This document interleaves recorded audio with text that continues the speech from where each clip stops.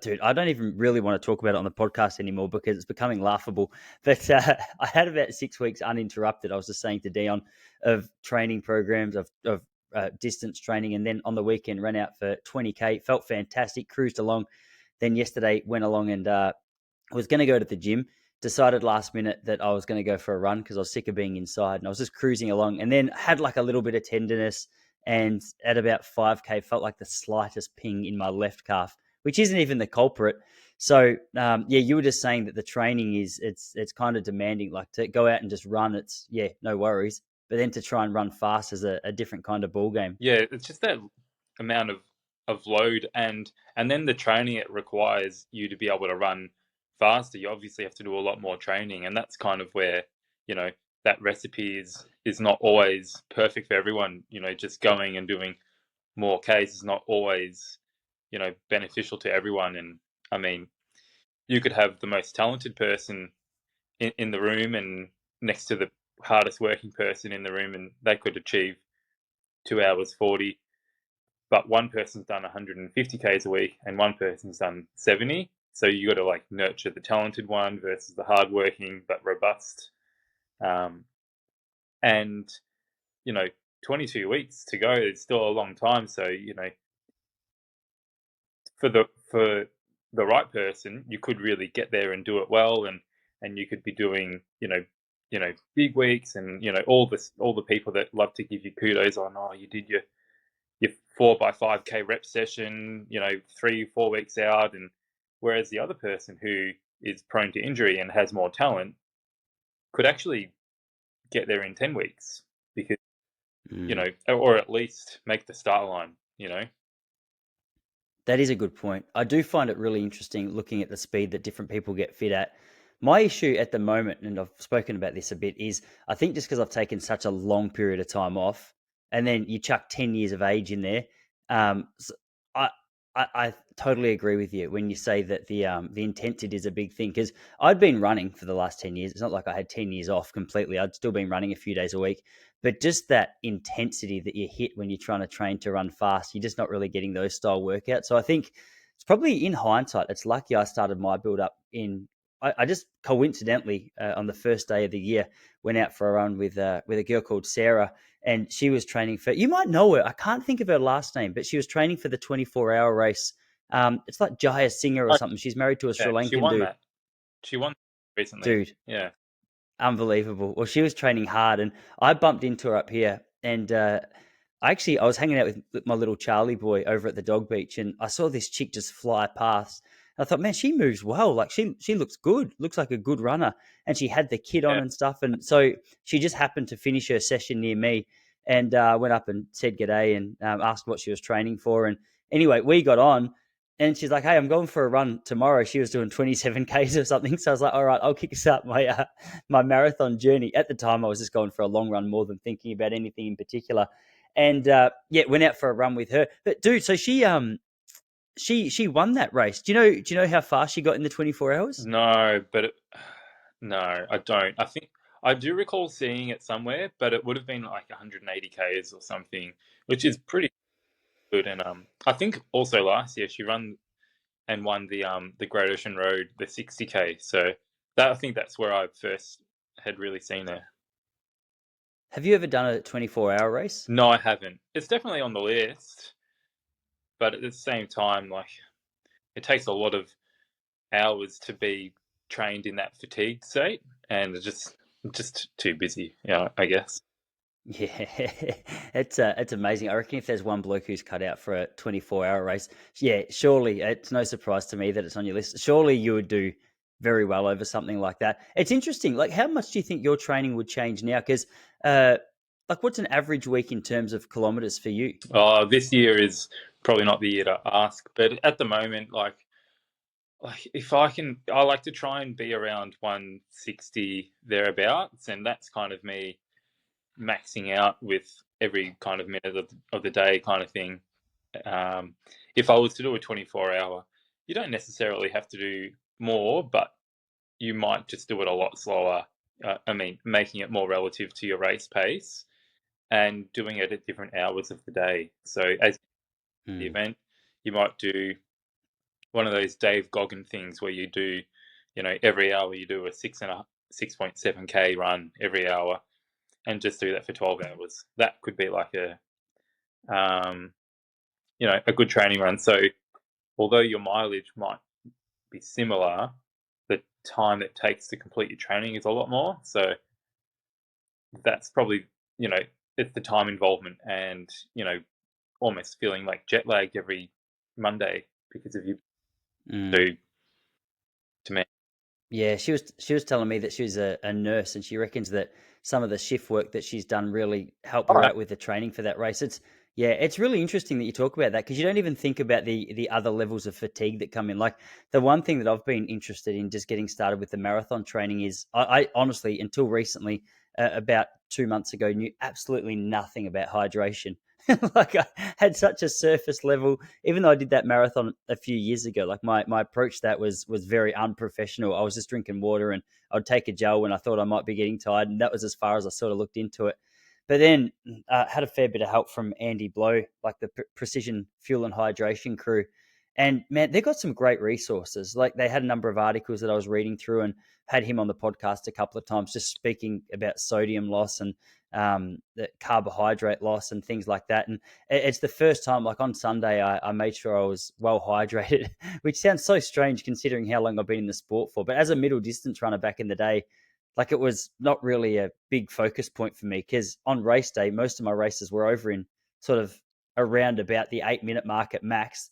And it was a rare day I might go out and do 15 minutes. But yeah, it's one area of endurance performance that I didn't know about. The other area with a 24-hour race that you wouldn't think about that much is that fatigue state. And that Dave Goggins approach is really interesting because I don't know a lot about Dave Goggins or the 24-hour style races, but is that something that athletes are training in? Like they're deliberately making sure they're not just physically fatigued, but also just wanting to go to bed style fatigued while they're Yeah, training? I mean, we're practical. Obviously, some people, their lifestyle doesn't allow it, and you just figure it out on the day, and hopefully you can learn something if you ever want to do it again. But there could be other things like lead-in races where you do, a 6-hour race or something like that, where you're practicing that just prolonged grind where you're just going and going.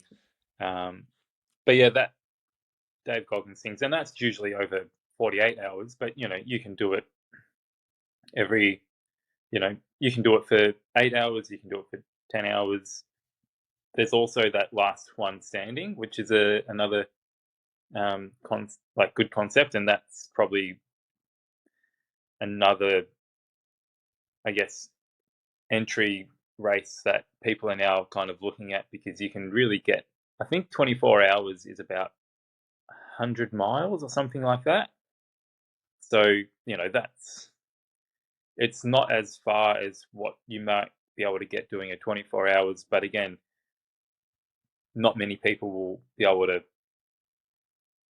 So the concept of that race is every hour you need to have completed a 6.7 kilometer circuit, and then on the second that the next hour starts, you then all have to be starting your next 6.7K loop. And if you're 30 seconds behind, you're not allowed to go again. So it's like going in and out of stopping and starting, and then that starting again, which is where you just like, my legs are just seizing up and they've stopped and now they've just given it for the day. That's a really good way to kind of get that, I guess, training in the legs and that mental fatigue where, oh, I'm really tired. Like I've just stopped for a little bit and want to have a snooze, and I've just had some hot noodles. It's 4 in the morning. You know, no one else is seeing that I stopped. So it really just challenges you and takes you into a bit of a dark place, but a very, um, I guess, yeah, you can learn a lot from something like that. And then even just being able to think, well, if I can do that, maybe I can go for a run at 4 a.m. when I've just had a sleep. Yeah. What was the name of that race? It's called Last One Standing, and they have lots of different ones, even around the world now. And yeah, I think that the record is somewhere up to like 70 hours, and it is nuts. Like these are elite athletes doing. serious mileage. That is unbelievable. It's like a Cameron Haynes style race. I don't know if you know much about him. I hear him speak on Rogan's podcast. He's not quite in the same category as a Dave Goggins in terms of like the intensity of the approach that he takes, but he's certainly a like a bit of an endurance junkie, a bit of a glutton for punishment. So he seems like that kind of athlete. It's interesting as well to me that with I think it's Courtney Dauwalter. It, it seems that the gap between males and females dropped significantly over those ultra endurance events. Is that true, or is she just a freak? Like it's such a foreign world to me. Anything once you start getting out above the marathon, I'm probably not the man to speak to. If anyone ever asked me, like, can you help me prepare for an ultra marathon? I go, hey, look, as long as you want me to be learning with you, usually I would say, okay, my area of knowledge sort of stops around that 42K mark. Yeah, I reckon, Courtney is, she's a bit of a freak of the sport, and she'll be remembered for a long time for what she's been able to achieve, and, up there with the male equivalents of, um, Kipchoge or, Jim Walmsley and, all these kind of amazing other athletes who just really, own their sport. But yeah, the gap does kind of, you know, it is not as, um, distinct between the males and females in the ultras, and I think that comes down to probably that females are a bit tougher than the guys, and then also that guys are a bit more ego driven, so they will start their runs too aggressively, and it just does not pay off with ultra running. So, on the off chance that it does pay off, you get some amazing results, and like Killian John, amazing. He can do what he can do, but not often people are able to pull off, impossible kind of times, and I think that's why females are really good at the ultra running is because they're much more measured, and when you blow up, it costs you a lot of interest, and if the females don't blow up, they're a bit smarter, maybe they're a bit, mentally tougher. A lot of these people doing ultras are probably middle to, middle stages of life. They've probably had kids, so there's a lot of experience and kind of, going into dark places that females probably just excel in that compared to men. Mm. Yeah, it's an interesting point. That's one thing that I had a chat to Jessie about. My wife, for everyone listening, she had a VBAC, so like her first birth was a C-section. She was really keen to have a natural birth for the second one. And dude, hearing her learn about the psychology of just what's about to take place, and then actually watching it happen and seeing her get through it, I was like, oh my goodness, like because I'd spoken to a number of chicks on here, like Jess Stenson was one, and she spoke about how like her return to the sport. I think it was Jess. I'm just thinking as I say that, but nonetheless, I mean, the example still stands. Good Yeah, Yeah, she was. that was a Say good that again. interview as well. Oh yeah, man, she's a gun. Like anytime you have Jess on, just her level of expertise and her openness to share about her training is really helpful. But yeah, she was speaking about how just putting yourself through that experience, all of a sudden, like you think on a practical level, like once you've had kids, maybe your body's not going to be in as good. You know what I'm trying to say, as good a shape as what it would be if you hadn't. But then you forget about that psychological element of performance. Hey, like, and it's no surprise. There's so many girls. Well, just as classic example, she came out and won the Commonwealth Games last year, or the year before. Man, I'm losing track of time a little bit. Was that last year, Commonwealth Yeah, Games? 2022. Yeah, 2022. She came out, and then that was a couple of years after she had Billy. So, man, it's a good point. It's definitely a good point. Like the idea that there's something that you can reach down and discover about yourself in a situation like that's unbelievable. It's backfired for Jessie now though, because whenever she has a headache or whenever she complains about pain, I go, "Come on, I've seen what you've done. I've seen what you're capable of." So she doesn't get away with as much as what she used to. Man, you were saying before that it might not be the best year to ask you at the moment. What's going on with you this year? so yeah, it's just a busy year. So my partner and I, towards the end of last year, decided we would try and start a family. And so I thought, well, if we're going to be in that boat, then I need to go and study this year before the opportunity is not there again. So I'm doing my myotherapy at uni this year, and it finishes at the end of the year. But then, uh, so I'm studying, and I've got my 2 jobs, the coaching and still working, doing myotherapy and everything. My partner is pregnant.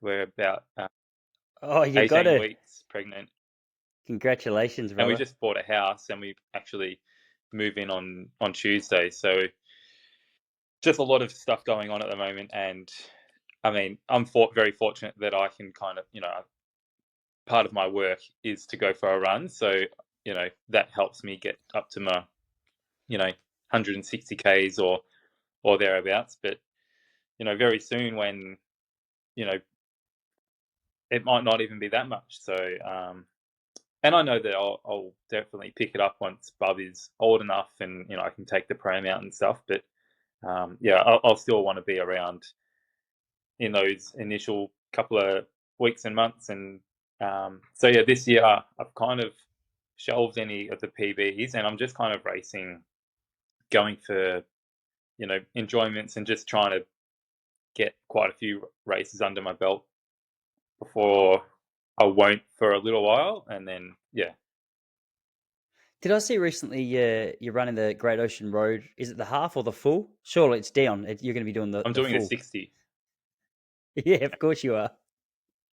So how's the preparation been for that? You said so you're pretty consistently still hitting the target kilometer mark that you want to get, but what you're just getting prepared for the fact that things might be mixed up a bit soon. Yeah, definitely. And I mean, even like at the moment, living in Glen Iris, so I can kind of run home from uni, and it's a 12K run. And so that's a good way to also, it takes similar amount of time to get public transport home. So that's a good way of getting mileage. So it's very opportunistic. But then we move to Frankston next week, and it's a bit too far to run. So I think it's 51Ks. So I'm not really doing that commute.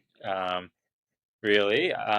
So yeah, at the moment, around the 160 k's kind of thing, and the prep's been going pretty well. I did have COVID a few weeks ago, when maybe about a month ago. It was just after the Hobart Marathon. I picked it up and came back with it, um, which meant I missed out on the Christchurch Marathon, which was 2 weeks later. It just still wasn't recovered. But yeah, since I feel like I've turned a corner, and yeah, like I didn't feel like I was in that good a shape. And then probably in the last couple of weeks, I really start to think that fitness is turning around and kind of going in the upward trajectory, which I'm feeling pretty positive about. Who knows how I'll go on the day? I mean, Great Ocean Road last year, I was in probably the best shape of my life, and you know, I won that marathon, and it was a really great running experience. And I think that's kind of why I might have decided on the 60K. I know I'm not going to PB, or I know I'm not going to run as well as last year. And although I would like to kind of see how I go in the field, I think going a little bit slower, I can still actually run, close to my, I guess, best for that distance. And so, yeah, the 60K will be a bit of a challenge. I haven't done too many runs over 50K this year. I mean, they were both races. So, yeah. And I know Yeah. those. So hopefully, if I can do okay in the 60 and find myself near the front, I'd be pretty happy. Yeah, that'd be good. How do you organize your hydration going into a race like that? Great Ocean Road will be quite a bit different, because you can't do special need drink stops. So you can't have pre-filled of your own personalized bottles ahead on the course. You actually have to either carry the gels with you, or take on what the course are providing. So um, for me, for this particular event, have I'll wear some arm warmers, and then I'll have some little small bottles kind of in the sleeve of the arm warmer, and that's kind of carrying my drinks in there, which will just be powdered kind of carbohydrates. And then I'll also have a couple of gels in my pocket. I probably won't have as many as I would like to have, just because of the carrying factor. But I would say I'll probably have 5 or 6 gels. Yeah, like a 30-gram carb Yeah. gel. Yep. Yeah, beautiful. So over the course of a regular marathon where you've got the right of way to have organized drinks and scheduled drinks and things like that, how do you approach that? Like, are you so the reason I'm asking is because just on Sunday, one of the things that I tried for the first time was, and under the advice of Precision Hydration, was I had, like, I wish I could show you, they're too far away. I'll stretch these headphones. But they had the 1500 milligram, I think it is, sodium tablets that you mix with about 500 mils of water. And I'd never really tried that before. So my recent learning is just about how you can think you're hydrated, but if you haven't got enough sodium in your blood, then a lot of the time that fluid that you're taking on, you're just sort of flushing out.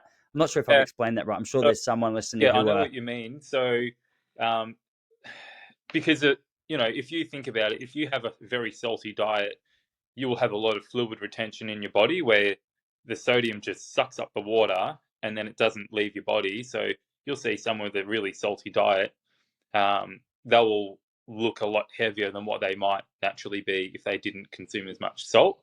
Um, and it's a particularly handy trick what you were doing if you're running somewhere where it's particularly warm, because if say, and I've done this before, where an hour before a race in warm conditions, you can take, you know, quite a lot of sodium, salt tablets or whatever. I think I had 10 tablets, and then consumed a whole bottle of water, might have been 750 mils, an hour before the race, which you think you're going to like pee your pants.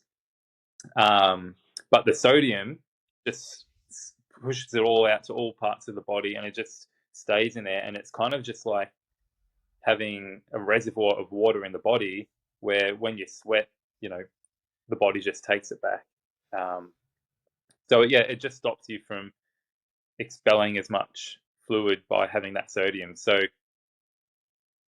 whereas if you did take it, yeah, you just pee it out. yeah, it's so interesting. Like, I'm not sure how much of it's placebo, but my least favorite feeling on any long run is when you get to that point where you're like, okay, I'm just cooked, and I know I shouldn't be this cooked right now, and it's only because I haven't really taken care of my energy stores, or you're running in a place where you clearly haven't had enough water, or you haven't given yourself access to enough water, and you've started without being hydrated. So, in the lead up to some of my Sunday runs, and it's so funny saying this, like as a bloke who used to compete at a fairly high level, you would have thought the knowledge, even for some of the training runs that I was doing back then, like there would have been benefit to having some kind of knowledge around this. I say the same thing around gym and strength training for me, but for whatever reason, I didn't look into it, and none of my coaches really pulled me up on it back in the day. So I'm a real amateur. But going into that run on Sunday, as I said, it was just 20 Ks, but for me, it was the longest run that I'd done in a couple of months. I felt unbelievable. And it was so nice to get to about 10K in and just go, oh my gosh, like I can tell that I've got a whole heap of energy left in the tank. I'm not fatigued. I'm not tired. I feel like I'm rolling. I also I had some of the 30-gram carb gels myself, and I just tucked one of those into my pocket. And one of the things that Andy Blow from Precision said to me was, yeah, take that before your body starts to feel fatigued, obviously. So at half an hour, I thought, well, I'll just try this out. Like I'll just get a bit of a feel for how the gel sits and what it feels like to actually have a gel on the move and things, which is something I also hadn't really trained for. Um, Gel sat well. I felt energized. As a result, I woke up yesterday morning, which is part of the reason I decided I was going to go for an easy jog, just because the body felt unbelievable. I woke up as though I hadn't really done that much the day before, which, based on where I'm at in my training, is a little bit of a surprise. So, yeah, it's like a secret weapon. A lot of the time, I'd always just thought about the quality of training, about the technique side of running, but the actual fueling and hydration side has just been a little bit untapped. Did it do you have a bit of a gauge as to how many carbs you're trying to take in an hour when you're sort of at maximal effort? Like if you're running a marathon, how do you decide, all right, this is how many carbs I want by this phase, and this is how I'm going to replenish any of the sodium loss or electrolytes that I might be sweating out? Yeah, a lot of it is, kind of based on trial and error. But then even still, even on best science, you might not be able to adapt and take on as much as you'd like. So you kind of need to compromise to, okay, I feel my stomach can handle this much. Um, so I'll just, I'll meet you halfway. I feel like I'm pretty lucky, or I've got a bit of an iron stomach. I can kind of just take on anything. So I'll probably try and take up to 120 grams an hour of carbs.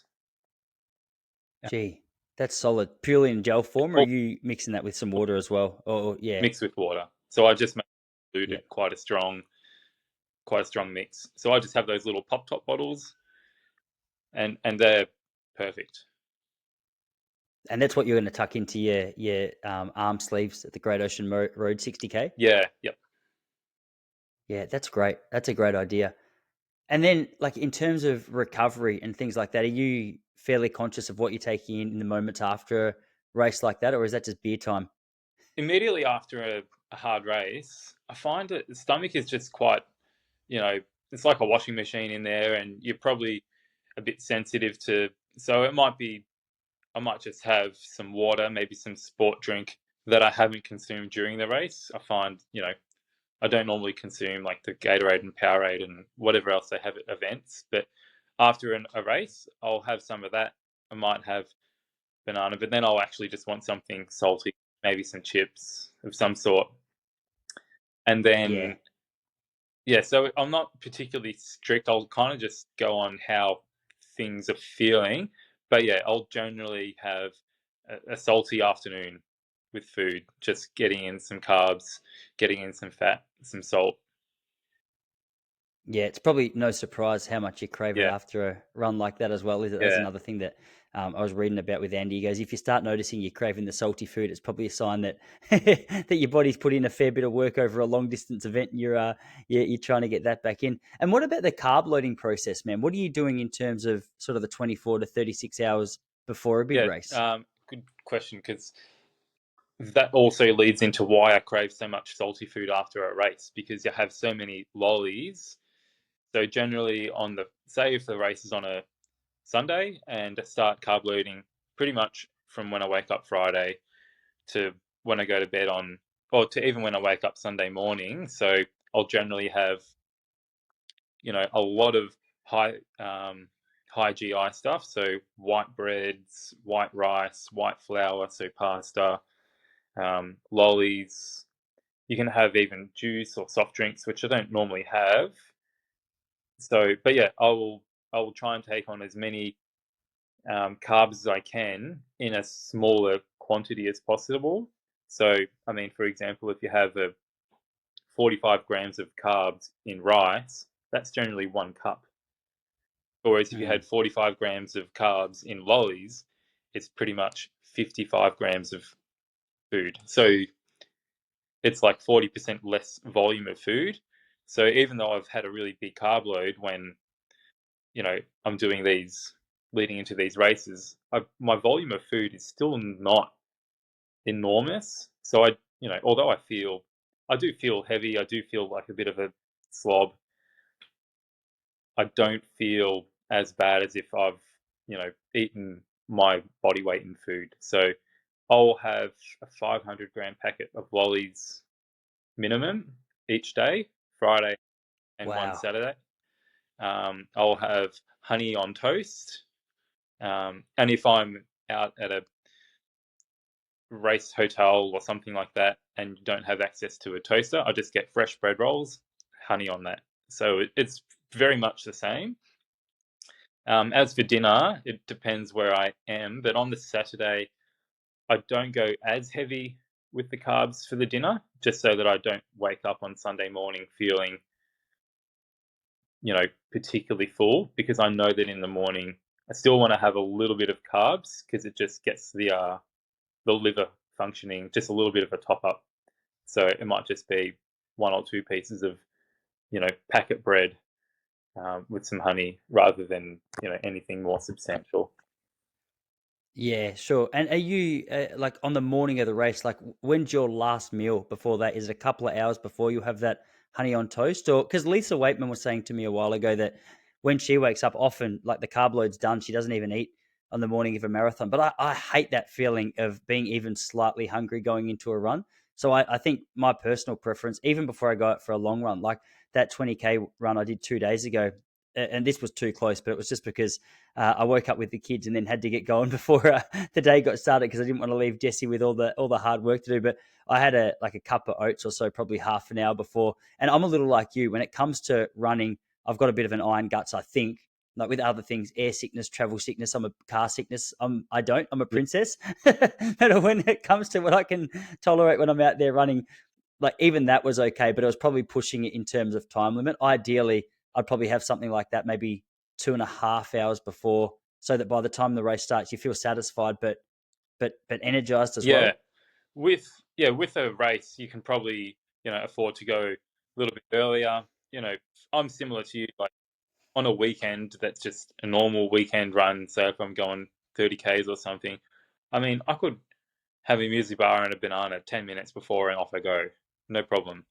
Um, on a race day, when I've got more food in the stomach, and then you're having probably still something a bit more substantial, like a couple of pieces of toast and coffee, I might take it depending on where the race is versus where I'm staying. But I've still woken up an hour before the race, had breakfast immediately, not hungry, but have breakfast and coffee, and then kind of just warm up, jog to the start line. And I find that for me, that's okay. If it means that I can sleep a little bit more, I'm okay to, I don't want to wake up 3 hours before, have some toast or something, and then go back to sleep for an hour, because it just won't happen.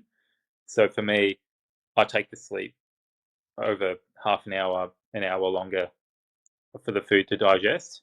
And generally, my stomach is okay with that. Yeah, yeah. I guess you sort of get a feel for it after years of going out and doing your 30K long runs. Is that your standard long run? Like pretty much, if you're not training for anything in particular, the body's fit and healthy. Are you running 30Ks on your long run each week? At the moment, I would say, yeah, thereabouts. If in a normal year, I'd probably be doing 40 most weekends. Yeah. Jeez. Yeah, but what? Just because of the time constraints at the moment? Yeah, yep. And then, I mean, on the weekend, I did, what did I do? I did 26 Thursday, 26 Friday, 30 Saturday, 42 on Sunday. Oh, that's a good couple of days. Yeah, and then that's kind of, I would normally try and get runs like that done pretty much every week, and that's how it's, I find it relatively easy to get 180 k's when I've got a bit more time on my side. Like, you just you need to commute somewhere, you need to pick up your car from somewhere, or hey Amy, we're going to the market, why don't you drive there and I'll meet you there, like things like that. It's you know just opportunistic, and that's where I can get a lot of the k's. You just see these random ass runs on my driver, and it's like, that's just base k's, and then I'll still do my normal sessions, but just having base k's, I kind of respond well to more mileage in the legs than going too fast. Yeah, that's unbelievable. And how are you structuring that with sessions? Like, are you just doing your faster style runnings within a long run like that, or are you actually doing scheduled track sessions or K or 2K reps and thresholds and things? Yeah, so we've got, I guess, the running group the Evolve Run Club. Like, we do Tuesday, Thursday sessions. We've got 6 a.m. and 6 p.m. And so I'll do the session twice on a Tuesday usually. And then Thursday I do the morning, but then I've got uni at night. So, you know, I'll do generally 3 sessions in the week. And, one of those two Tuesday sessions, I might do a couple of reps, but not as fast. And one of them will be a bit more, um, I guess, focused. And then the other one is just a bit of a, you know, pace someone for a couple of reps, maybe do a couple of fast ones myself. Um, and then on the Saturday or Sunday, I'll put in some effort as well, whether it's, you know, 2 hours around the pace that I want to run for the Great Ocean Road, or whether it's, I did a progressive run on Sunday where I just kind of did 21 k's easy, and then 10 k's, excuse me, around 4 minute k's or thereabouts, and then another 10 k's, 10 seconds faster. So like 350s, and then a k or two cool down, like stuff like that, where it's emphasizing what I might feel like at the back end of a race. Yeah. And are you doing any gym work as well? Because one thing that Pat Tiernan explained to me that he thinks he can improve from his first marathon, where he ran 2:11 in, I think it was Chicago last year, is Oh, that he felt like he went into some of his long runs feeling too fresh. And he said that in the latter parts, like the last 10K of a run, he said aerobically he was as strong as ever, but physically he felt like his legs just weren't calloused enough, were the words that he used. And he said that, like when I asked him what he's going to do to try and improve that, he said like potentially doing some heavier lifting sessions in the gym, maybe 24 hours before, or it might have even been the morning of, and then going out and running with those heavy legs. And I feel like I can understand from a like a practical sense how that might help over an event like the marathon. But when it comes to 60Ks, I guess nothing resembles fatigue like actually being out there and having 20Ks in your legs, like you just said, before picking up the pace to a goal race pace. yeah, and like that run from Pat was amazing, but yeah, like I don't do a lot of you know strengthening and anything like that. I wish that I would be able to do some, and arguably maybe I should be doing some, and just compromising on one day a week where I don't run and just get strong in the gym and work on prehab and rehab and things like that. But I just love running, so I just go for a Yeah, run. yeah, But I definitely would not recommend doing a solid gym work the day before a long run. That's quite a yeah. I feel like you don't want to then go do like a 2 3 hour long run on already sore legs because you just start pulling in bad mechanics. I would do your strength work, you know, in the afternoon once you've done your strength session or your speed session, because then the next day is easy, whether you're resting or running, you can still, the legs can still adapt yeah. strength into the legs that way. Yeah, another thing he said, which made sense as well, was even a lot of his runs were done on trails, whereas he felt like in that latter part of a race, based on the fact you're on road for 42Ks, he should put a 10K block out there on the road or a footpath just to get the legs comfortable being attacked like that. Like, is that something going through your mind when you're picking out long run routes? Yeah, I mean, I don't try and pick particular routes where it's, portions of the run are road, portions are trail. I'll just mix it up and just make sure that I've got a good balance where, you know, every, you know, I'm kind of like every fortnight where one is road, one is trail, one is road, one is trail.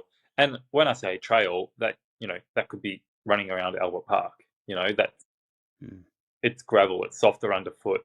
But then again, if you want to do road, you can use Albert Park again as an example where you can just run around on the road circuit. So I think just having the conditioning in the legs where, you've done a long run where it's all on the legs, it will beat your legs up a bit differently than if you were doing it on trails. But a combination of both is a great way to be versatile with whatever runs that you want to do. Yeah, yeah, it's a good point. I think you answered this question before, but you're not doing like any alternative training of like stretching or yoga or ice baths or anything like that. Is it? I know you were just saying how much you love the running, so that probably takes priority. Yeah, not particularly. I'll where I can, I'll try and do some stretching, but I mean, it's not a set aside time where I get stuck into a routine. And I think maybe once we've done this move and kind of have a bit more space and some room to do that, it might be a part of my routine. And I mean, my partner's she's a school teacher, but she's studying to do PT as well. So we're going to have a gym set up at home. So it'll be something Awesome. that will be down the line. I will be able to fit into my, I guess, overall fitness regime.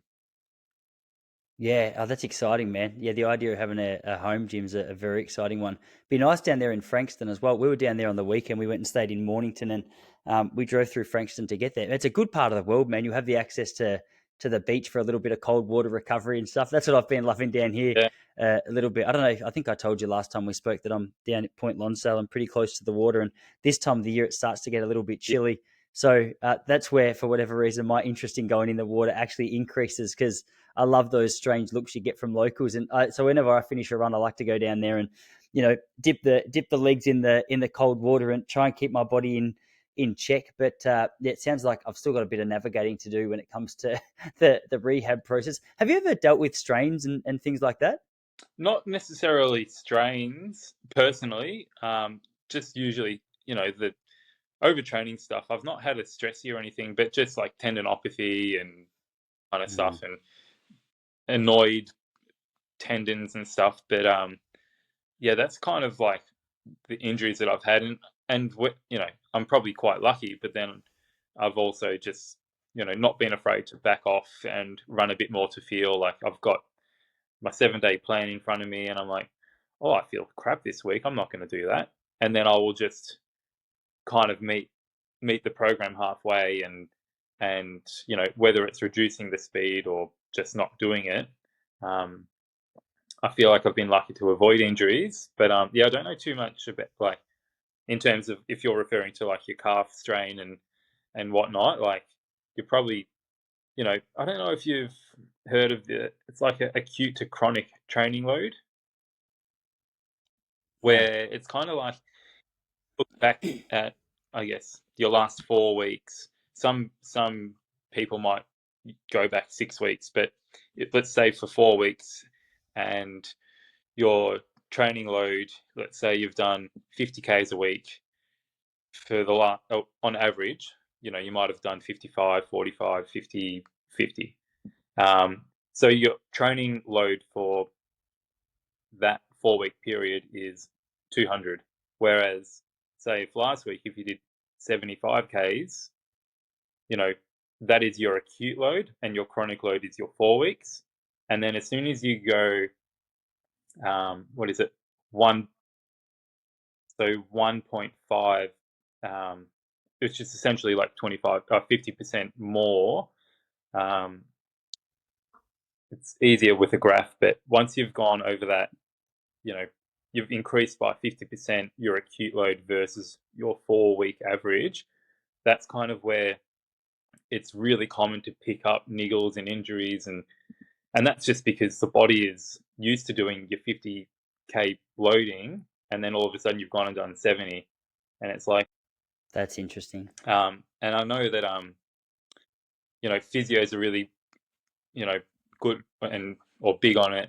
Like Dane does a fair bit of stuff with it, but yeah, it's like I'll often ask people, oh, you come in to see me, and what have you been training for? Oh yeah, I've been doing this, and I would be a good example for this, where I just had COVID and didn't really train at all for 2 weeks, and then the last 2 weeks I've done 175k. So my Each week? yeah, yeah, Yeah. my acute load would have been 175, but my 4 week average would have been 80, and that's a you know because I've had years of 160 kind of average, it's kind of okay, but you kind of like you need to know what someone has been doing versus what they've just done, because then it kind of paints a picture. And it could even also be that I've just been jogging 50 k's a week for the last 6 months, and I've decided I'm going to run a half marathon in a month's time, so I've just started doing 3 speed sessions a week, running Yeah. 50 k's. And you go, well, that's silly. Why did you do three? You could just start with one. So It's such a good point. I mean, it makes so much sense, and it's really interesting to hear you say that you've got such a good hold on meeting your training program halfway. Because I think, and marathon runners especially inexperienced marathon runners, are real culprits for looking at a training program and saying, okay, well, this is on the training program. I don't feel ideal, but that's what's on the program. So hey, let's eliminate any thought and just go and do it. Whereas the approach that you have, it's almost like a child's approach to what they do. They go very much by feel, and they're very in touch with what needs to change or what needs to adapt based on how it is that they're feeling. And I mean, I look at my little boy, and there's nothing in him that is tied to logic and reason and something that's written down. If he wants to do something, he'll do it, and if he doesn't, he won't. And I mean, I think there's something to be said for that, because ideally, like yesterday, I'm a prime example. I was fairly aware in my mind that my calves were a little bit tight. Granted, a little bit like what you just said. Like I had years of dealing with calf pains and discomfort and stuff after a hard track session, and it feels very very similar. yeah, So I think my excuse yesterday was like I was running along and I was like, no, I was fairly confident that after 6 or 7 weeks of training that I'd conquered any sort of weakness in there, and I'd been working real specifically at it. So I think that's how I justify it. But I think if I had my time again, I would have gone, all right, hey Tice, there's a little bit of tenderness there. It's been a bit sketchy. Don't worry about what you got on the program. Just give it a break and give it a rub out tonight, and then jump on the foam roller or chuck some ice on there or whatever. And then, it probably would have been a different story today. But I mean, it's sometimes easy to play coach to other people than it is to yourself. Yep. And I got the balance wrong, which is, I mean, it's just the nature of a sport, isn't it? Like when you're exposing yourself to hundreds of Ks a week. Well, in your case, that's true at the moment, not for me, but like a heavier load than what you've been used to. Naturally, there's going to be things that come up, and unfortunately, one of the best teachers is a setback, which is, I guess, sort of how I have to see it, because otherwise it just becomes a frustrating thing where you don't really enjoy the work. But I guess the beauty of marathon training and the distance training as well is a lot of the time the training plans are quite long, so it gives you some flexibility to dance around and change things as you go. But yeah, it's really interesting. Like I love that thought of the chronic versus the acute. I've never heard anyone explain it that way. I've heard and sort of one of the principles that I'll abide by is just not adjusting the average distance of a week of training too much. But I hadn't heard it explained in that sort of way. Was that something that Dane just refers to, or is that something that Dane came up No, with? it's a well-known research kind of theory amongst other allied health professionals. So it's something that he would refer to after after Ah, sure. this I'll drop you a Venn diagram, I think they are, or something like that, where it shows the acute to chronic workload. And if you think about it, like a lot of what is the stat? Like 70% of runners in their first year of running will be injured. And if you think about it, if you've decided you're going to do your first half marathon or something like that, if you've literally started from zero, you've gone over you've you are going to 100% going over the acute to chronic ratio. So I mean, it's not, you know, there's no way you can avoid that. So if you've been doing a fair bit of walking for your life and decided you're going to run, maybe you've got some body conditioning, but running is a little bit different. So say if you've done 5Ks over, for the acute training, but your chronic was zero, you've still gone way over what the threshold is considered safe. I know it's 5Ks, but you know, even if you were doing 10Ks a week for your whole life, and then all of a sudden you've decided New Year's resolution, I'm going to lose some weight, I'm going to do a half marathon with my child or with my parent, or I'm going to, I just want to have a purpose to train for. And then all of a sudden you start doing 50Ks a week, but you've been doing 10 your whole life. Again, that acute load has spiked drastically, and people haven't allowed enough time for that chronic load to build up enough where you can then go and do your event and kind of have safe levels of training in the legs. Yeah. Yeah, it makes a lot of sense, man. Yeah, send that through. It'd be great to read about. It's amazing this sport. Like even after 20 years of being involved in it, there's still things like that you haven't heard of or haven't explained. So there's no doubt that or no surprises that people are still navigating their way through stuff like this, because there's just so much to unpack, and a lot of the time you sort of don't see it until you're in it, do you? Yeah, It's very easy to have an idea about what someone should be doing when you're not involved in it. But sometimes when emotion get in the way, it it makes it a little more tricky. Yeah, dude, would love to see that. Well, man, what's on the schedule for the rest of the day, the rest of the week? How far out from the Great Ocean Road Run are we now? so it is on next weekend. So not this one, but the one after. So the 21st. About 12 days. Yeah. Um, so yeah, I'll probably start tapering next week, and this week, yeah, I mean, long run will be less than last week. I'll do 30Ks. Uh, Yeah. I find it because I'm not racing for a time, I probably don't need to taper as much. Yeah, sure. So this Sunday, your long run will be 30 Yep. Ks. Yep. And then like just some more gentle running throughout the week, or gentle in your standards, but for anyone else standards, probably quite a large Yeah, week. I'll still have it. Like I'll probably still run, 20Ks, on the Tuesday or something like that. Another 15, 20Ks on the Monday. So it'll still be a decent week. That's 3 days of running, and that's already 100Ks. Uh, Mm. so yeah, I'll probably just do like a 5K the day before, and yeah, it'll still be a decent week. Probably up there with one of my biggest for the year.